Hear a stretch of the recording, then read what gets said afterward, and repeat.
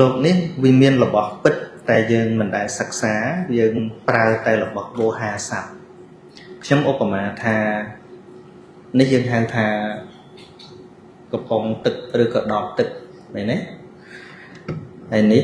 ដបដែរប៉ុន្តែយើងមិនហៅដបទឹកក្តៅទេយើងហៅដបទឹកសុទ្ធហើនេះហៅកំប៉ុងកណ្ដាស់ជូតមាត់អញ្ចឹងទៅបាទហើយនេះហៅថាប៊ិចហើយនេះហៅថាស្គមសភៅហើយនេះហៅថាទូរស័ព្ទរបស់ទាំងអស់នេះបើយើងកិនបញ្ចូលគ្នាយើងរាវរកធាតុរបស់វាអត់មានអីលើសពីដីទឹកភ្លើងខ្យល់ទេអារបស់ពិតណាអានឹងរបស់ពិតអញ្ចឹងយើងអាចនិយាយបានថាម៉េចយើងអាចនិយាយបានថាដបទឹកក្តៅមិនមានទេដបទឹកសុទ្ធមិនមានទេគេក្រំតែសន្មត់ហៅប៉ុណ្ណោះមែនទេតែពេលយើងនិយាយជាភាសានិយាយយើងត្រូវតែនិយាយអញ្ចឹងអានេះដបទឹកសុទ្ធអានេះដបទឹកក្តៅអានេះកំប៉ុងធីស៊ូអានេះទូរស័ព្ទបើយើងមិននិយាយអញ្ចឹងនេះស្ដាប់គ្នាអត់បានទេមនុស្សម្សាលនេះឈ្មោះខុសគ្នាទាំងអស់មែនទេឈ្មោះខុសគ្នាទាំងអស់មុខមាត់ក៏ខុសគ្នាបន្តិចប៉ុន្តែទាំងអស់នេះបើគិតដោយធម៌អត់មានរាប់រយទេមានតែ5ទេរូបវេទនាសញ្ញាសង្ខារវិញ្ញាណមែនទេហ្នឹងហើយយើងកើតមកមានយកឈ្មោះមកទេមានយកឈ្មោះមកទេអត់ទេដូចឈ្មោះខ្ញុំពីក្មេងមិនមែនអញ្ចឹងទេឈ្មោះខ្ញុំឈ្មោះដោយសារបងខ្ញុំឈ្មោះសានសរុនខ្ញុំឈ្មោះសានសារីទេប៉ុន្តែឈឺខ្លាំងពេកគ្រូដាក់ឈ្មោះថាសានសុកជាកាលមុនមានខមួយផងឲ្យវិជាតាមឈ្មោះហើយក្រោយមកទៀតមកបួសមកគ្រូដកខមួយជាចេញទៅនៅសល់សុកជាទៅឃើញដូរឈ្មោះឡើងពី3ដងហើយប៉ុន្តែទោះជាដូរឈ្មោះប្រមាណ10ដងទៀតដកតែឈ្មោះចេញបុគ្គលនឹងនៅតែប៉ុណ្ណឹងមែនទេឧបមាមួយយ៉ាងទៀតយើងធ្វើរបស់ប្រើប្រាស់ពីដីឥដ្ឋធ្វើជាគោជារូបកបីធ្វើជារទេះធ្វើជាចានធ្វើជាឆ្នាំងធ្វើជារបស់ប្រើប្រាស់ផ្សេងតែបើយើងរកភាពពិតនៅក្នុងនឹងមានឆ្នាំងមានក្អមទេមានទេអត់មានទេក្អមគេដាក់ឈ្មោះឲ្យក្រោយបន្ទាប់ពីបដូររូបភាពបដិរូបវាហ្នឹងហៅបដិរូបវារបស់ដើមរបស់វាគឺដីឥដ្ឋនៅពេលដែលបដិរូបមានតែឆ្នៃវាមកទៅជារបស់នេះរបស់នោះអញ្ចឹងបើនិយាយដោយធាតុពិតយើងថាអត់មានឆ្នាំងអត់មានក្អមអត់មានអីទាំងអស់គឺមានតែដីឥដ្ឋអញ្ចឹងហើយបានលោកថាកាលណាបើនិយាយដល់ការពិតហើយកម្មមានតែអ្នកធ្វើកម្មមិនមានទេផលរបស់កម្មមានអ្នកទទួលផលកម្មក៏មិនមានដែរនេះនិយាយទៅដល់សភាពពិតដូចយើងនិយាយដល់ដីឥដ្ឋចឹងនឹងដកឈ្មោះចេញដកគោដកកបីដកក្អមចេញវានៅសល់តែដីឥដ្ឋដូច្នោះដែរកណាអានឹងគ្រាន់តែឲ្យជាឧទាហរណ៍ចឹងប៉ុន្តែទោះតែយើងសិក្សាបន្ថែមនៅក្នុងសច្ចធម៌លោកចែកជា2ទី1ហៅថាបរមត្ថសច្ចៈហើយសច្ចៈមួយទៀតគឺបញ្ញត្តិទៅលើអបរមត្ថហ្នឹងហៅថាសម្មតិសច្ចៈណាបើស្មើនឹងអង់គ្លេសបរមត្ថសច្ចៈហៅថា ultimate truth អញ្ចឹង ultimate truth ហើយមួយទៀតដែលជាសម្មតិនេះជា conventional truth ហ្នឹងហើយវាបញ្ញត្តិទៅលើបរមត្ថដែលមានស្រាប់ហ្នឹងឧទាហរណ៍ដូចខ្ញុំកំពុងនិយាយយើងនិយាយដោយសន្មតថាខ្ញុំកំពុងនិយាយសានសុជាកំពុងនិយាយតែបើយើងចូលទៅដល់បរមត្ថតួសម្លេងដែលចេញមកនេះសភាវៈពិតគឺជាសត្វរូបជាវិជ័យវិញ្ញាណជាសម្លេងដែលសម្លេងនោះវាកើតអំពីចិត្តជាសមុទ្រថាហើយតួសម្លេងនឹងឯងហៅថាចិត្តតច្ចរូបកើតពីចិត្តសម្លេងហ្នឹងកើតពីចិត្តហ្នឹងប៉ុន្តែបើយើងនិយាយបរមត្ថក្នុងភាសានិយាយយើងស្ដាប់គ្នាអត់បានទេសួរទៅណាទោះស្ដាប់សម្លេងស្ដាប់គ្នាបានទេអត់ទេអញ្ចឹងត្រូវដាក់ឈ្មោះណាប៉ុន្តែពេលដាក់ឈ្មោះប្រើយូរយើងជាប់ជាបញ្ញត្តិថាបុគ្គលនឹងមែនមានខ្ញុំមែនមានគេមានកើតជាសេចក្តីប្រកាន់ដែលជាមូលហេតុនាំឲ្យកើតទុក្ខហ្នឹង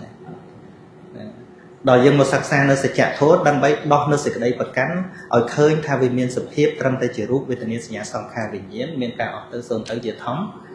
មតាហ្នឹងហើយ តទៅទៀតនេះគឺហេតុអ្វីកម្មដូចគ្នាឲ្យផលខុសគ្នាឧទាហរណ៍ថាភិក្ខុបើកាន់លុយលោកថាត្រូវទោសមិនលោកថាទេគឺព្រះអង្គថាគឺព្រះសម្មាសម្ពុទ្ធព្រះអង្គត្រាស់ថាមាសប្រាក់ជាអកប្បយវត្ថុសម្រាប់សាមណៈអកប្បយវត្ថុមានន័យថាជារបស់មិនគួរប៉ះពាល់មិនទល់តែចាយក៏កាន់ឲ្យកាន់ផងហ្នឹងតាមវិន័យទេណានេះខ្ញុំកណាសុំខមាទោសឲ្យលោកនិយាយទៅប៉ះពាល់អី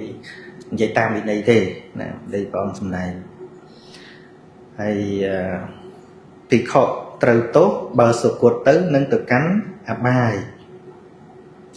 ចំណែកក្រហោះបើកាន់លុយកាន់ច្រើនលោកថានេះជាអានិសង្សបុណ្យរបស់គេលោកទំនុកសួរឃើញ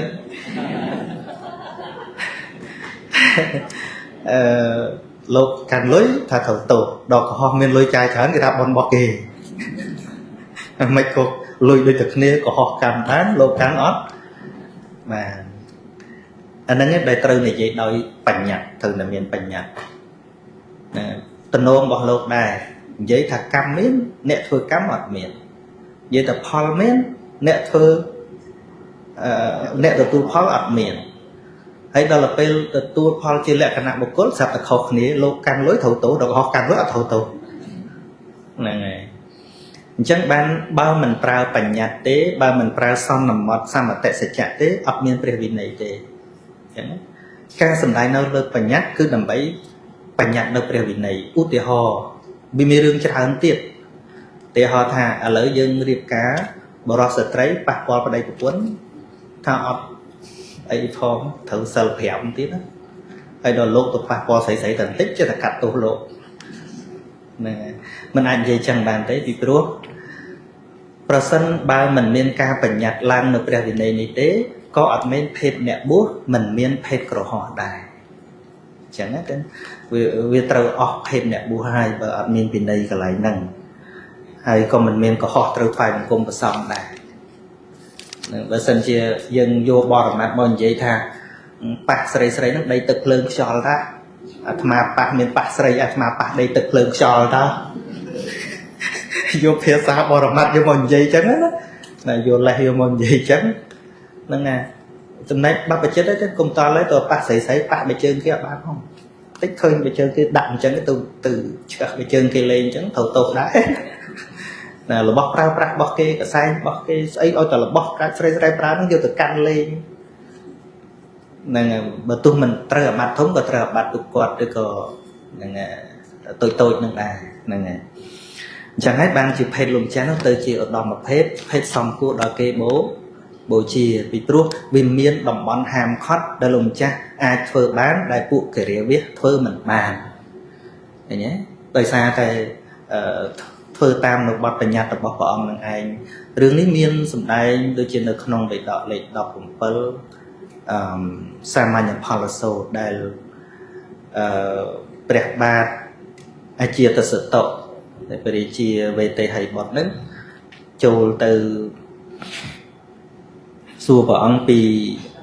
ផលនៃសមណបដិបត្តិថាតើព្រះរាមាវិភាកនឹងអាចនិយាយពីផលនៃការបួស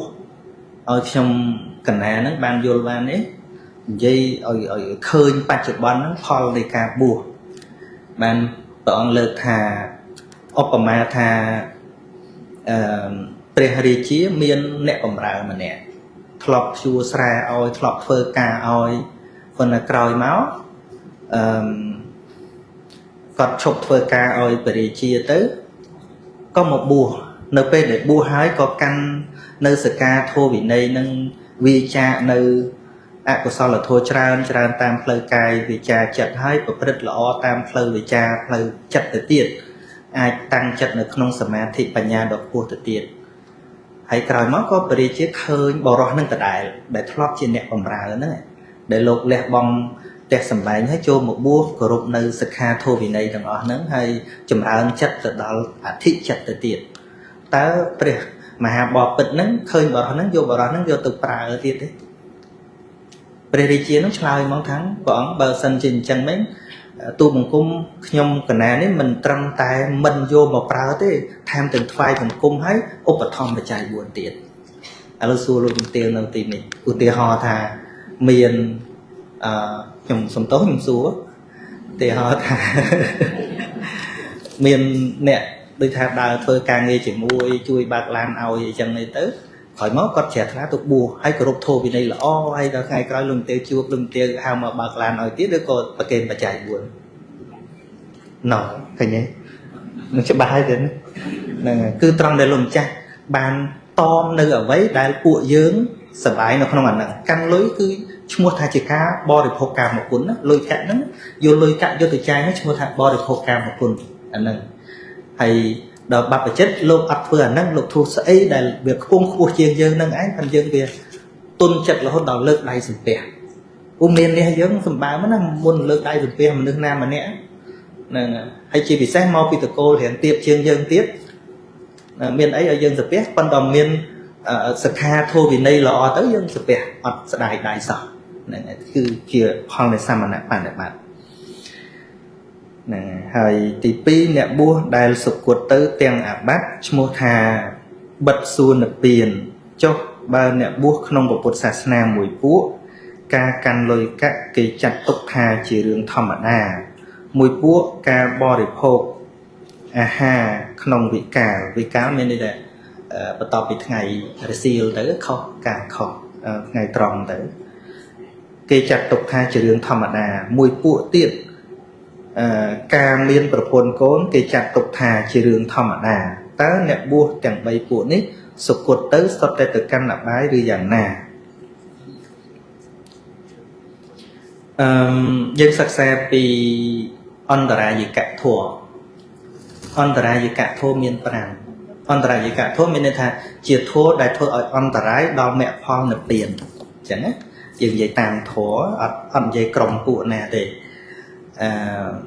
ទី1គឺឈ្មោះថាកម្មន្តរាយកម្មន្តរាយនេះបុគ្គលណាដែលធ្វើនៅអនន្តរាយកម្ម5ដូចជាសម្លាប់ម្ដាយសម្លាប់ឪពុកសម្លាប់ព្រះរ